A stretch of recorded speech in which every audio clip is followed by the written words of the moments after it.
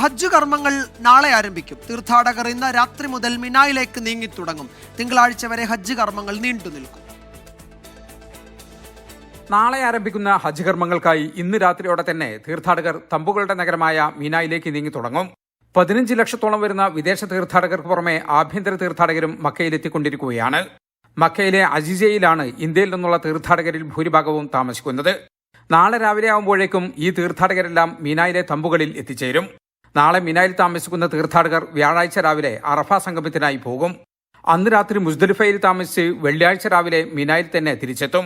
വെള്ളി, ശനി, ഞായർ, തിങ്കൾ ദിവസങ്ങളിൽ മിനായിലെ ജംറകളിൽ കല്ലേർ കർമ്മം നിർവഹിച്ച് തീർത്ഥാടകർ ഹജ്ജ് കർമ്മങ്ങൾ അവസാനിപ്പിക്കും. ഇന്ത്യയിൽ നിന്നും 1,32,000 തീർത്ഥാടകർ ഹജ്ജിനെത്തിയിട്ടുണ്ട്. കേരളത്തിൽ നിന്ന് ഹജ്ജ് കമ്മിറ്റി വഴി 16,000 തീർത്ഥാടകരാണ് ഇത്തവണ ഹജ്ജ് നിർവഹിക്കുന്നത്.